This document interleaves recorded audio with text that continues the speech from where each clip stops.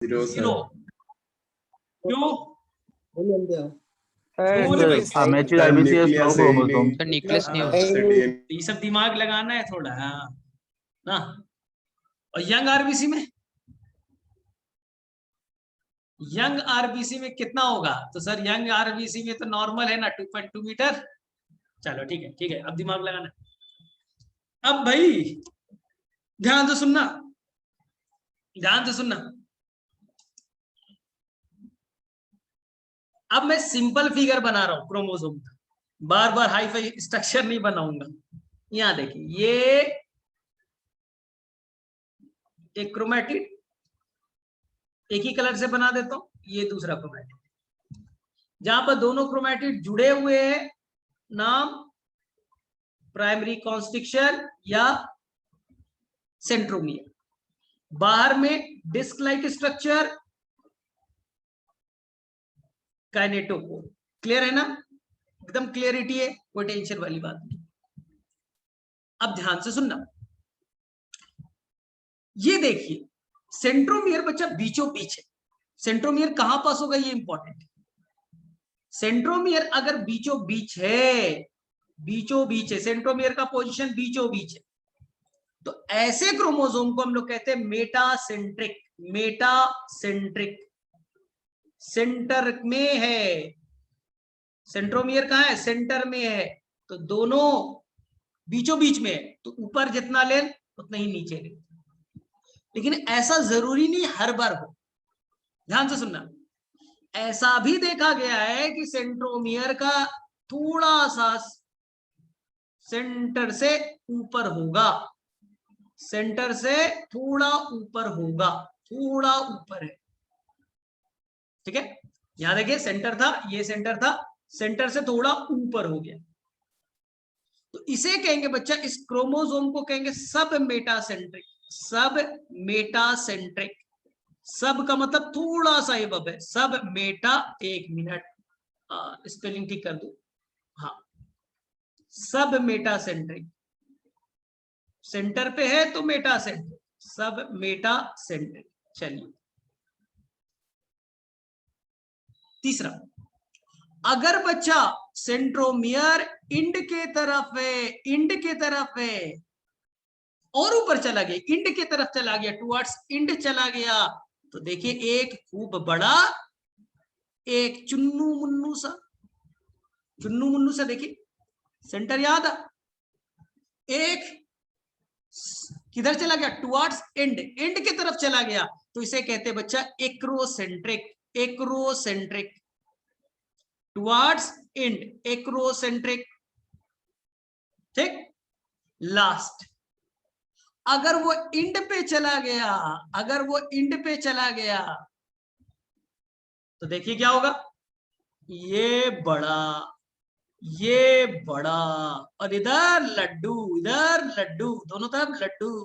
End पे चला गया, एग्जैक्टली इंड पे चला गया, तो नाम बच्चा टीलोसेंट्रिक, नाम हो गया टीलोसेंट्रिक। फिर से मैं बोल रहा हूं, सेंट्रोमियर कहां है बस देखना है।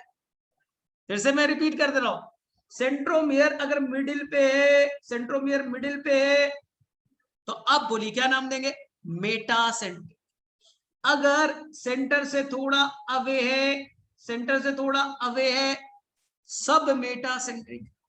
टुवर्ड्स एंड है, एक्रोसेंट्रिक, और एंड पे ही है, टीलोसेंट्रिक। टीलोसेंट्रिक फिगर बना दिया,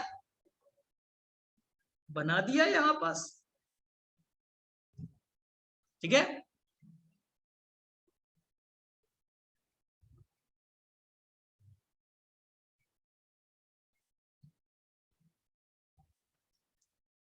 ठीक है, हो गया। अब क्या बच्चा, ये आपको एनसीईआरटी में ये 4 फिगर नहीं दिखता है क्या? मुझे बताओ फटाफट, क्या ये 4 फिगर आपको दिखता है? और यहाँ पर 4 ब्लैक पॉइंट में नाम दे रखे, मेटासेंट्रिक, सब मेटासेंट्रिक, एक्रोसेंट्रिक, टीलोसेंट्रिक। हाँ, टीलो में गड़बड़ कर दी एनसीईआरटी ने। टीलोसेंट्रिक जो चौथे नंबर पे, 4th नंबर पे है, वो पूरा इंड पे नहीं बनाया। तुम पूछ सकते थे, पहले ही मैं क्लियर कर दूं, नहीं वहां इंड पे होगा। एनसीईआरटी थोड़ा सा बना दिया है ना, लेकिन वो पूरा एग्जैक्टली इंड पे चला जाएगा। तो याद रखिएगा, थोड़ा सा फिगर में एरर है, मैंने पहले क्लियर कर दिया। अब बताओ किसे किसे समझ, अब बताओ फटाफट किसे किसे चारों फिगर क्लियर हो गया। अरे अब थप्पड़ मारो, अरे यही तो बता रहे यार, टेलोसेंट्रिक में एनसीईआरटी ने बना दिया गलती है, बता तो रहा है, यही तो मैं बता रहा हूं कि 2 आर्म्स रह गए, रह गए। ठीक है, क्लियर यहां तक कोई इश्यू नहीं। मिडिल में पढ़ लो यहां पास, the based on position of centromere, centromere के पोजीशन के बेसिस पे क्या लिखा है, chromosome can be classified into 4 types. चारों फिगर दे रखे, मेटासेंट्रिक, मिडिल, ठीक है। Chromosome has middle centromere forming 2 equal arm, दोनों आर्म इक्वल बनेंगे, जाहिर सी बात है दोनों आर्म इक्वल बनेंगे। सब metacentric have centromere slightly away from the middle, थोड़ा सा दूर होगा, तो क्या होगा, resulting into short arm and 1 long arm. In case of acrocentric chromosome, the centrome is situated close to its end, यानी end के तरफ चला गया, close, end पे नहीं गया, close to end है, forming 1 extremely short, 1 very long arm. Whereas telocentric chromosome has terminal centromere. अरे तो बताओ अब, एनसीईआरटी ने अपने लैंग्वेज में क्या लिखा, टर्मिनल पे चला जाएगा, तो आर्म कहां से बचा रे भाई, अब तुम ही बताओ ना, थ्योरी में क्या लिखा है टीलोसेंट्रिक का, chromosome has a terminal centromere, और यहाँ छोटा सा आर्म बना दिया, ये गलत बात है, ये गलत बात है ना, तो यहाँ कंफ्यूज नहीं, क्योंकि एनसीईआरटी में लिखा है।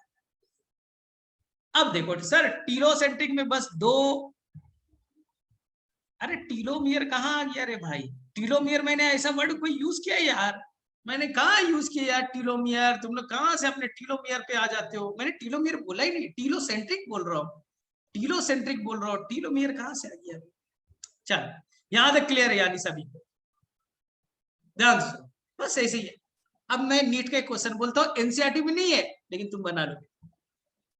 यहां देखिए बच्चा, ये दोनों आर्म, यानी ये और ये आर्म है ना, 4 आर्म होते हैं, ये दोनों आर्म सेम है। यहां देखिए, एक आर्म छोटा है, एक आर्म बड़ा है, बेटा छोटे आर्म को स्मॉल पी कहते हैं और बड़े आर्म को स्मॉल क्यू कहते हैं। नीट के क्वेश्चन में आया था, एनसीईआरटी में नहीं, नीट के क्वेश्चन में आ गया था, ये एनसीईआरटी में नहीं है। कितना छोटा सा पॉइंट बोला, फिर से बोलता हूं, यहां छोटे आर्म को स्मॉल पी कहेंगे, बड़े आर्म को स्मॉल क्यू कहेंगे। आया समझ में? तो यहां तो पी और क्यू का बात नहीं कीजिएगा, मेटासेंट्रिक में पी और क्यू मत बोलिएगा, क्योंकि दोनों आर्म तो सेम है, दोनों आर्म तो सेम है ना। तो याद रखिएगा, यहां पर छोटे आर्म को स्मॉल पी और बड़े आर्म को स्मॉल क्यू कहते हैं। Small P short arm, short, और स्मॉल क्यू लॉन्ग। ये आपने नीट का अगर पेपर बनाया होगा या आज बनाओगे तो मिलेगा, अगर तुम आज ईमानदारी से क्वेश्चन को बनाओगे तो ये क्वेश्चन मिलेगा। What is small P, what is small P, बोले छोटा आर्म को स्मॉल पी कहते हैं, हाँ छोटे आर्म को स्मॉल पी कहते हैं, क्लियर है। हाँ टीलोसेंट्रिक में अरे पी नहीं होगा, केवल क्यू होगा। पी कहाँ है रे भाई, पी कहाँ है, पी नहीं है ना, केवल क्यू है भाई, केवल क्यू है। चलो ठीक है, क्लियर है, यहां तक कोई गड़बड़ नहीं। मतलब सर 2 आर्म इन टीलोसेंट्रिक, हाँ बस 2 ही आर्म है, 4 आर्म नहीं है, सही तो बोल रहा हूँ, अरे 2 आर्म ही तो है ना, 1 और 1 2, एनसीईआरटी ने 4 बना दिया, टेंशन मत, ठीक है। हाँ P0, P है ही नहीं तो काहे के लिए हम लोग बोले। चलिए हो गया ना यहां तक, चलो रे भाई अब आ जाओ, जो बोलूंगा ध्यान से सुनना, जो बोलूंगा ध्यान से सुनना। क्रोमोसोम का वापस स्ट्रक्चर बना रहा हूं, चलो बताओ ये क्या कहलाएगा, बताओ भाई इसे क्या कहा, ये सर 2 क्रोमैटिड बना दिया। चलो बताओ इसका नाम क्या है, फटाफट बताओ, ये क्या है, ये कलर चेंज कर देता हूं, बोलो ये क्या है, प्राइमरी कॉन्स्ट्रिक्शन या एक और नाम प्राइमरी कॉन्स्ट्रिक्शन या सेंट्रोमियर। बताओ यहाँ पर प्रोटीन डिस्क लाइक स्ट्रक्चर क्या है, जो दो है, एक इधर, बोलो बोलिए फटाफट। सर काइनेटोकोर ये हो गया सेंट्रोमियर, और ये हो गया सर, ये वाला हो गया ना, ये आपका हो गया सर, ये जो आप बोल रहे हो ये क्रोमैटिड है, ये क्रोमैटिड है, ये क्रोमैटिड है। एक एक चीज क्लियर है। अब ध्यान से सुनना, जो इंड ऑफ क्रोमैटिड होगा, जो बच्चा इंड ऑफ क्रोमैटिड है, ये इंड ऑफ आर्म बोलिए, ठीक है, जो इंड है बच्चा, इंड है, ये इंड वाला पार्ट है, आर्म का इंड वाला पार्ट है, इसे टीलोमियर कहते हैं। नया चीज सीखा, टीलोमियर। सर क्या होता है टीलोमियर? क्रोमैटिड के या क्रोमोसोम के या आर्म के इंड को टीलोमियर कहते हैं। What is telomere? क्रोमैटिड के इंड बोलिए, आर्म का इंड बोलिए, क्रोमोसोम का इंड बोलिए, उसे टीलोमियर कहते हैं। नया चीज सीखा है। तो व्हाट इज अ टीलोमियर? तो वह end of chromosome, end of chromatid, जो भी बोलना है, इंड ऑफ क्रोमैटिड बोलिए। इंड ऑफ क्रोमोसोम भी चलेगा, क्योंकि क्रोमोसोमिक के इंड ही तो है ये। इंड ऑफ आर्म चलेगा, उसे टीलोमियर कहते हैं, उसे टीलोमियर कहते हैं। चलिए क्वेश्चन आया है, कर लीजिए। चलिए अब मैं बताऊं सेकेंडरी कॉन्स्ट्रिक्शन। प्राइमरी हो चुका है ना तुम लोगों का? प्राइमरी हो गया ना, कोई टेंशन तो नहीं है।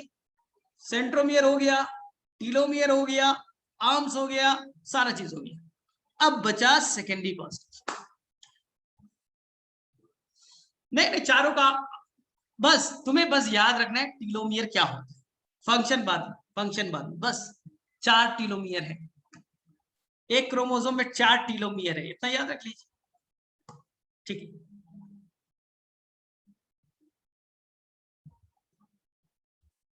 अच्छा एनसीईआरटी में लिखा है 1 शॉर्ट आर्म 1 लॉन्ग आर्म, तो एक क्रोमैटिड की बात कर रहा है। जो तुमने पढ़ा है वो एक क्रोमैटिड की बात कर रहा है। रियल में 2 छोटे और 2 बड़े आर्म, ठीक है। हाँ टीलोसेंट्रिक में, अरे भाई ठीक है, टीलोसेंट्रिक में 2 होगा, 2 टीलोमियर होगा। चलो टीलोसेंट्रिक में 2 होगा, लेकिन अगर क्वेश्चन में कुछ ना बोले तो अब मेटासेंट्रिक मान के चलना है। क्वेश्चन में कुछ ना बोले तो नॉर्मल मेटासेंट्रिक मान के चलना है, अपना नहीं लिखा देना तो वहां कैसे होगा, ये कैसे होगा। तो क्वेश्चन में कुछ ना बोले तो नॉर्मल अब मेटासेंट्रिक मान के चलिएगा। चलिए ठीक है, चलो चलो जाओ अभी सेकेंडरी कॉन्स्ट्रिक्शन पढ़। चलो अब समझ में आएगा। हमारे अंदर बच्चा 23 पेयर क्रोमोसोम है। हमारे अंदर 23 पेयर क्रोमोसोम है, किसी बच्चे को कंफ्यूजन नहीं है। 23 पेयर है यानी 46 क्रोमोसोम है। 23 पेयर क्रोमोसोम है हमारे अंदर, यानी 46 क्रोमोसोम। एक पेयर मतलब 2, एक पेयर मतलब 2, तो ऐसे से 23 पेयर है यानी 46 क्रोमोसोम। वो भी बनाऊंगा, लेकिन अभी टाइम मिला तो। कुछ स्पेशल क्रोमोसोम में बच्चा, जैसे 13 नंबर, 14 नंबर, अरे चल रहे भाई, 15 नंबर, 21, 22, 5 पेयर स्पेशल है हमारे अंदर में। 5 जो पेयर है वो स्पेशल है, 13, 14, 15, 21 और 22, जिसके अंदर पाया जाएगा सेकेंडरी कॉन्स्ट्रिक्शन, सब क्रोमोसोम में नहीं, जिसके अंदर पाया जाएगा सेकेंडरी कॉन्स्ट्रिक्शन। और जहां सेकेंडरी कॉन्स्ट्रिक्शन होगा उस क्रोमोसोम का नाम होगा सेट क्रोमोसोम, उस क्रोमोसोम का नाम होगा सेट क्रोमोसोम। फुल फॉर्म नहीं याद रखना, साइन एसिड न्यूक्लियो निको है कुछ, तुम्हें नहीं जाना, तुम्हें कॉन्सेप्ट में जाना, तुम्हें कॉन्सेप्ट में जाना है। फिर से बोलूं, हमारे अंदर टोटल पेयर कितने? 23, उसमें से 13th नंबर, 14, 15, 21, 22 स्पेशल है। सर क्यों? क्योंकि इसमें सेकेंडरी कॉन्स्ट्रिक्शन है ना, उसके अंदर सैटेलाइट है, उसके अंदर बच्चा सैटेलाइट है, इसलिए नाम पड़ेगा satellite containing chromosome, set chromosome. उसमें कुछ सैटेलाइट है। सर सैटेलाइट क्या होता है? अरे रुक, कुछ सैटेलाइट है, इसलिए उसका नाम पड़ा सेट क्रोमोसोम। सेट का फुल फॉर्म में नहीं जाना है आपको, सेट का फुल फॉर्म में नहीं जाना है। तो सर सेकेंडरी कॉन्स्ट्रक्शन होता क्या, फिगर बनाइए तब क्लियर होगा। हाँ, और तुम लोग पहले ही जानता है सर सेकेंडरी पहले बता दो, अरे पहले प्राइमरी तो जान तब तो सेकेंडरी जानेगा। यहां देखो अब जानेगा, ध्यान से। अरे सेकेंडरी के अंदर सेटल, अरे बनाने तो दे फिगर, फिगर बनाऊंगा तो सेकेंडरी सैटेलाइट क्लियर हो जाएगा, टेंशन मत ले, इसलिए आगे नहीं जाना। हर क्रोमोसोम में बच्चे ये देखिए, ये आपका क्रोमैटिड है, ठीक।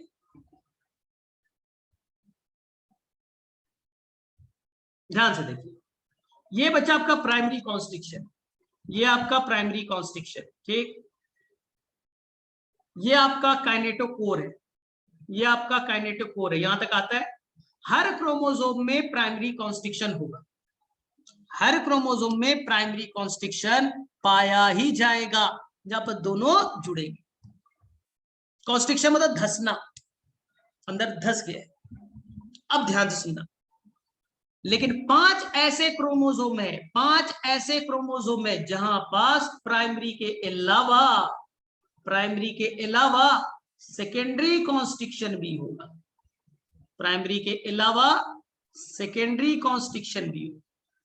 तो ये जो मैंने बनाया फिर से एक धसा हुआ है ना, तो इसका नाम सेकेंडरी कॉन्स्ट्रिक्शन, इसका नाम सेकेंडरी कॉन्स्ट्रिक्शन। ध्यान से सुनिएगा अच्छे से, प्राइमरी तो सब में होगा, प्राइमरी जहां पर धसा हुआ है वो तो सब में होगा, लेकिन कुछ स्पेशल क्रोमोसोम में एक और जगह पे जो क्रोमैटिड से धसे हुए होंगे, कॉन्स्ट्रिक्ट कर रहा होगा, चिपक रहा होगा, उसका नाम सेकेंडरी कॉन्स्ट्रिक्शन होगा, ये वाला। और सेकेंडरी के ऊपर में जो पार्ट है, सेकेंडरी के ऊपर में ये जो पार्ट दिख रहा है, इसी पार्ट को सैटेलाइट कहेंगे, इसी पार्ट को सैटेलाइट कहेंगे, इसी पार्ट को सैटेलाइट कहेंगे। ये सेकेंडरी के बाद वाला पूरा रीजन, सेकेंडरी के बाद वाला रीजन सैटेलाइट कहलाएगा। जैसे मून हमारा सैटेलाइट है, हम सैटेलाइट छोड़ते ऊपर में रहता है ना, ठीक है, ऊपर में रहता है ना सैटेलाइट, इसी तरह से बोला कि ये सैटेलाइट, ये क्रोमोसोम के एंड पे एक सैटेलाइट का काम कर रहा है, सभी क्रोमोसोम में नहीं होगा। 13th नंबर पेयर, 14, 15, 21 और 22, लास्ट एंड कर रहा हूं, रिसर्च नहीं करना। सेकेंडरी कॉन्स्ट्रिक्शन करता क्या है, एंड कर रहा हूं। सेकेंडरी कॉन्स्ट्रिक्शन का एक और नाम है नॉर, NOR, सेकेंडरी कॉन्स्ट्रिक्शन का नाम है नॉर, सेकेंडरी कॉन्स्ट्रिक्शन का नाम नॉर। सर क्या मतलब, अभी समझ में आएगा, क्योंकि सेकेंडरी कॉन्स्ट्रिक्शन ही तैयार करेगा, सेकेंडरी कॉन्स्ट्रिक्शन ही तैयार करेगा RRNA, RRNA, RRNA, RRNA, ribosomal RNA, ribosomal RNA। Secondary constriction RRNA बनाएगा, और बाहर से आ जाएंगे प्रोटीन, बाहर से आ जाएंगे प्रोटीन, और यही स्ट्रक्चर बन गया न्यूक्लियोलस, यही स्ट्रक्चर बन गया न्यूक्लियोलस। फिर से सुन लो, सेकेंडरी कॉन्स्ट्रिक्शन लगातार क्या बनाएगा, RRNA, RRNA, और यहां पास आ गए प्रोटीन, दोनों मिल गए और स्ट्रक्चर बन गया न्यूक्लियोलस। तो एक्चुअली में सेकेंडरी कॉन्स्ट्रिक्शन का काम है न्यूक्लियोलस बनाना, सेकेंडरी कॉन्स्ट्रिक्शन का काम है न्यूक्लियोलस बनाना, इसलिए नाम पड़ा nucleolar organising region NOR. Nucleolar क्योंकि न्यूक्लियोलस बनाता है, न्यूक्लियोलर ऑर्गेनाइजिंग रीजन। ध्यान से सुनो, मैं एक बात में रिपीट कर दूंगा, कॉन्सेप्ट आ जाएगा, एक बार रिपीट कर रहा हूं, कॉन्सेप्ट हमेशा के लिए बिल्ड हो जाएगा। तुमने पढ़ा प्रोटीन फैक्ट्री कौन, तुमने पढ़ा प्रोटीन फैक्ट्री कौन, सर राइबोसोम। राइबोसोम का फैक्ट्री कौन, न्यूक्लियोलस। न्यूक्लियोलस का फैक्ट्री कौन, नॉर। इसलिए सैट क्रोमोसोम में सेकेंडरी कॉन्स्ट्रिक्शन होगा और वही न्यूक्लियोलस बना रहा है, वही बच्चा न्यूक्लियोलस बनाते रहेगा। आ गया समझ में? ये क्लैरिटी है। अब कोई गड़बड़ तो नहीं करोगे, अब कोई गड़बड़ तो नहीं करोगे। तो याद रखना, यही जो पार्ट है, यही बच्चा क्या बनाएगा? आरआरएनए।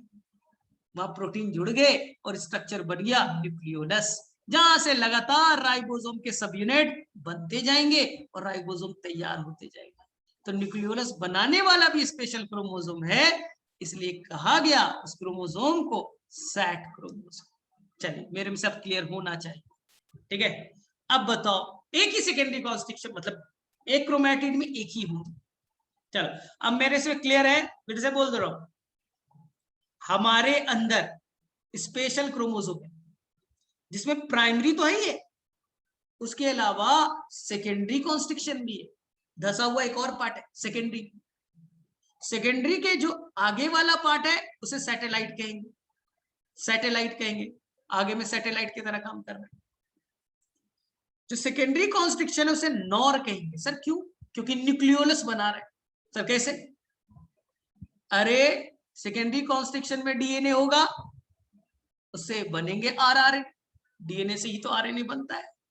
डीएनए से क्या बन गया? आरआरएनए। प्रोटीन जुड़ा और न्यूक्लियोलस बन गए। आपको रिसर्च नहीं करना है, जितना आपको फिगर बताया गया बस वही ध्यान देना है। बस आपका काम बस फिगर को नोट करना है, बस फिगर जानना है। अब मत फंसना, सर आरआरएनए कैसे बनाया, सेकेंडरी कॉन्स्ट्रिक्शन कैसे हुआ, नहीं जानना है, ये नहीं जानना है आपको। बस फिगर जानना था। सैटेलाइट सीखा, सेकेंडरी कॉन्स्ट्रिक्शन सीखा, सैट क्रोमोसोम सीखा, बस इतना ही जानना था। फटाफट बोलो, यहां तक क्लियर है?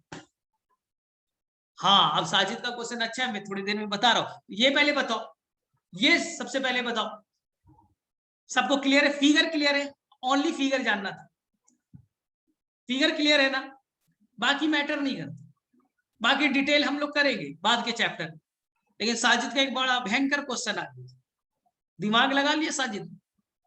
साजिद का ये कहना है कि सर आपने बोला था कि सेल डिवीजन के टाइम पे न्यूक्लियोलस खत्म हो जाता है, तब तो क्रोमोसोम बनता है।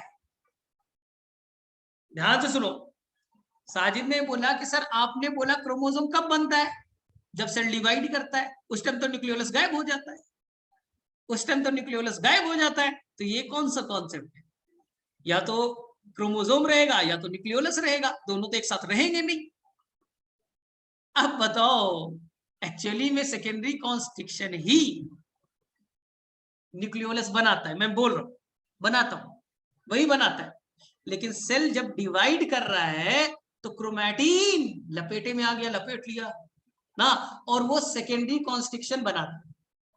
ये बोला जाता है, यही रीजन इंटरफेज में न्यूक्लियोलस तैयार करेगा। तो ये जब क्रोमैटिन के फॉर्म में फिर से खुलेगा, जब क्रोमैटिन के फॉर्म में जब फिर से पूरा खुलेगा, तो यही क्रोमैटिन वाला पार्ट न्यूक्लियोलस बनाएगा। तो माना जाता है कि जब सेल डिवीजन में आया, वो क्या हो गया? सेकेंडरी कॉन्स्ट्रिक्शन बना दिया, क्रोमोसोम में आ गया, न्यूक्लियोलस खत्म हो गया।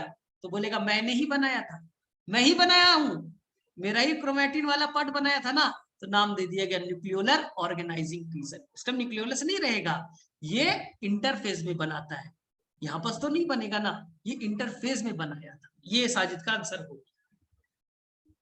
अरे तो दिमाग नहीं लगाना, अब साजिद ने पूछ दिया, मैंने उसे समझा दिया। समझ में नहीं आना, स्ट्रक्चर समझ में आया ना, खत्म। स्ट्रक्चर केवल जानना था। अब तुम लोग रिसर्च करता है, यही में गड़बड़ होता है। हमें पढ़ना है ना दूसरे चैप्टर। चलिए ठीक है, तो यही तक है। Sir what is the difference between the mRNA and rRNA? ठीक है, वाई क्रोमोसोम और ओनली इन पेयर। टाइम रहता तो जरूर बताता, अगले क्लास में बताऊंगा। सर सेकेंडरी कंस्ट्रक्शन कितने होंगे? ये क्या सिर्फ पीआर में होगा क्या? ऐसा है क्या? अगर मेटासेंट्रिक है तो पी और क्यू तो है नहीं। अगर क्रोमोसोम मेटासेंट्रिक है तो पी और क्यू तो है नहीं। और मेरे को से देखो, यहाँ बना है मेटासेंट्रिक, उसी में तो बना दिए यार। तो पी क्यू कहाँ है? पी और क्यू क्या? ऐसा कुछ नहीं कि पी में होगा या क्यू में होगा, ऐसा कुछ नहीं, कहीं भी बन सकता है, कहीं भी बन सकता है, कोई टेंशन नहीं। सर सेकेंडरी कॉन्स्ट्रिक्शन कितने होंगे? ठीक है, बस इतना याद रखना है कि जो धसा हुआ पार्ट है सेंट्रोमियर प्राइमरी, इसके अलावा और भी हो सकता है।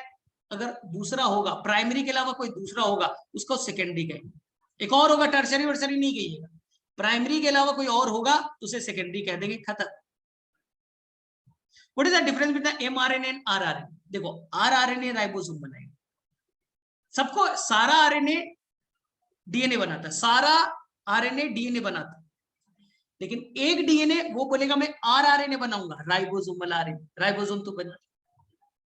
एक डीएनए वो बोलेगा मैं एमआरएनए बनाऊंगा, मैसेंजर आरएनए बनाऊंगा। सारा आरएनए डीएनए ही बनाता है, लेकिन अलग अलग तरह। आप डॉक्टर बनने वाले हो, आप भी अपने मम्मी पापा के बेटे हो, आपका भाई इंजीनियर बनेगा, तो ऐसा दोनों तो अलग है। अब मम्मी पापा एक समान कैसे हो गए? कभी पूछेगा क्या? सर मैं तो डॉक्टर हूं, मेरा भाई इंजीनियर है, तो मेरे मम्मी पापा समान कैसे हो गए? हम अलग अलग हैं। अरे हो सकते हैं ना पेरेंट्स से। तो आरआरएनए भी डीएनए से बनेगा, एमआरएनए भी डीएनए से बनेगा, इनके काम अलग अलग। एक का काम मैसेज ले जाना, एक का काम राइबोसोम बनाना। चलो sir, in my book satellite and secondary constituent label से मारूंगा सब। कहाँ है रे भाई? एनसीईआरटी में देखना, एनसीईआरटी में जो बताया गया वही फॉलो करना है, गलत मत पढ़ो। चलिए, तो आपको रिसर्च अब नहीं करना है। अब बच्चा न्यूक्लियस के सारे क्वेश्चन बन जाने चाहिए। आज तक जितने प्रीवियस ईयर के क्वेश्चन आए बच्चा सेकंड में बनेगा, सेकंड में बन जाएगा। कोई ऐसा क्वेश्चन हो ही नहीं सकता कि जो ना बने। न्यूक्लियस से ऐसे क्वेश्चन हो ही नहीं सकते कि तुमसे ना बने, ऐसा हो ही नहीं सकता। नेक्स्ट टॉपिक हम लोग पढ़ेंगे साइटोस्केलेटन। ठीक है, साइटोस्केलेटन, सीलिया फ्लैजिला का स्ट्रक्चर और सेल। चलो ठीक है, क्लियर है? यहां तक फटाफट कर लोगे? हैंड रेस करो, किसी किसी समझ में आ गया फटाफट बोलो। डिटेल रिसर्च नहीं करना था, रिसर्च नहीं करना।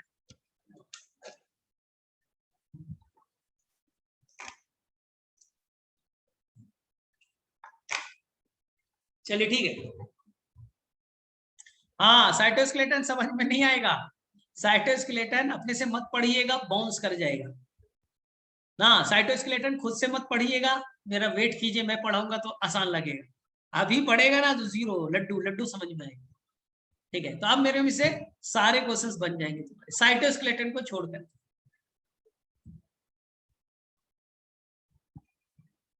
अच्छा, मेरे वाले में एरो एडिट कर दिया है, तुम्हारे वाले में गलत है। संडे को हॉलीडे है क्या? शायद तुम्हारा टेस्ट वेस्ट होगा तो हो सकता है। अच्छा, तुम्हारे एनसीईआरटी में गलत फिगर बना दिया गया, तो याद रखना सेकेंडरी कॉन्स्ट्रिक्शन अलग है, उसके ऊपर डीएनए सैटेलाइट, उसके ऊपर वाले डीएनए को सैटेलाइट डीएनए। चलिए ठीक है, ठीक है, ठीक है, अब क्लास एंड करते हैं। ठीक है, आप लोग क्वेश्चंस कर लीजिए, अब बन जाएंगे। अब तुम लोग मास्टर हो गए यार, देखो ये सब सारा चीज एक एक क्लियर कट बता दिया। न्यूक्लियस जब पढ़ेगा ना तो एकदम दिमाग में अब जाएगा, न्यूक्लियस का एक एक लाइन एनसीईआरटी का पढ़ेगा तो एकदम दिमाग में इंटर कर जाएगा। आज बायो का टेस्ट है, होगा, मोस्ट प्रोबेबली होगा, क्योंकि मैंने पेपर तो बहुत पहले बना दिया था। बहुत इजी क्वेश्चन होंगे, मैंने ऑडियो लेक्चर जो दिया है ना वो सुन लेना, उससे बन जाएंगे सर, जो ऑडियो लेक्चर दिया है।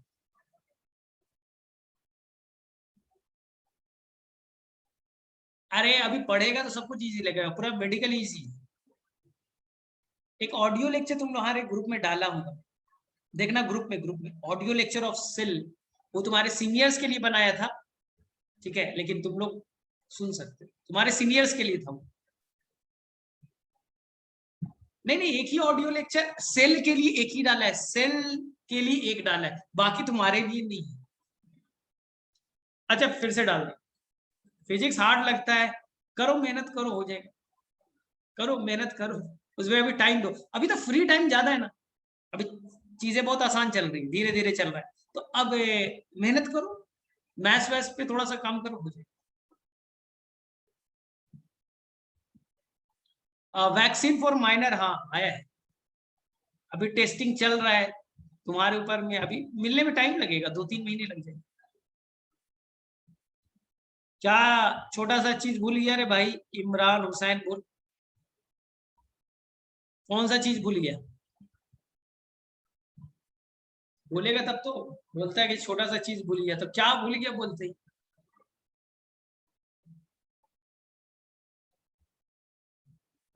सेंट्रियोल अगले क्लास में सेंट्रियोल ये सब पढ़ेंगे। हाँ से फिजिक्स में क्वेश्चन में टाइम लगता है, टाइम दो फिजिक्स पे टाइम दीजिए। अगर 6 घंटा 7 घंटा भी अगर फिजिक्स पे आपको टाइम देना पड़ रहा है। बायो में 1 घंटा, बायो एनसीईआरटी पढ़ो, क्वेश्चंस बना लो बस। रिकॉर्डिंग भी देखने की जरूरत नहीं, अगर तुम्हें नहीं समझ में आया तभी देखिए रिकॉर्डिंग, अदरवाइज एनसीईआरटी पढ़ो, क्वेश्चंस वो बना लो, बायो में टाइम खत्म, फिजिक्स पे लगा दो।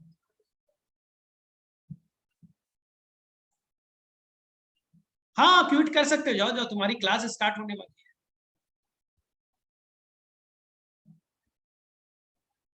है। एक मिनट में टेस्ट खत्म कर दिया, 1 मिनट में टेस्ट खत्म कर दिया, महान बच्चा होगा। तो उसके कितने नंबर है ये इंपॉर्टेंट है ना। 1 मिनट में तो मैं भी खत्म कर, मैं पूरा नीट का पेपर 1 मिनट में खत्म कर दूंगा। अच्छा 40 मार्क्स आ गए, क्या बताओ रे इमरान, बोलेगा तब तो रे भाई। 1 मिनट में अनम्यूट कर रहा हूं, बोल रहे भाई इमरान, क्या क्वेश्चन है? सर सेंट्रियल ना सर, भूल गया सर, अरे आपने बोला सेंट्रियोल था। अगले क्लास में पढ़ेंगे रे भाई। Sir cellular. बट सर हाँ यूकैरियोटिक सेल में जो एक लाइन है sir, centriole animal cell have centriole sir, वो वाला। तो इसमें एनिमल में होगा, प्लांट में नहीं होगा, बस इतना है। मैं अगले क्लास में पढ़ाऊंगा। तुझे क्या सर के लिए सेलुलर। टेस्ट में आएगा नहीं वो क्वेश्चन, मैंने पढ़ाया नहीं है तो क्या के लिए रिसर्च कर रहा है, वो समझ में नहीं आएगा तुझे। अरे जो पढ़ रहा है उस पर रिसर्च करना। Hello sir cellular. सेल नहीं पढ़ा है ना, पढ़ाऊंगा तो बनेगा उसका। पहले न्यूक्लियस भी टफ लगता होगा, अब पढ़ा तो न्यूक्लियस आसान लग रहा है, पढ़ेगा तब तो। चलो ठीक है। आज क्वेश्चन सर, जिस टॉपिक को नहीं पढ़ाया है वहां पर उस जगह पर आ सकता है क्या सर? नहीं रे भाई, मैंने क्वेश्चन बनाया, मुझे मालूम है ना मैंने क्या पढ़ाया नहीं पढ़ाया। Okay sir. Thank you so much sir. Bio 1 minute में एक क्वेश्चन बन जाएगा। सेंट्रोजोम सेंट्रियोल हम लोग पढ़ेंगे, अगले क्लास का वेट कर लो ना, काहे के लिए टेंशन ले रहा है। एक क्लास में ये सब हो जाएगा क्लियर, धीरे धीरे धीरे चीजें समझ में आती है। चलिए ठीक है।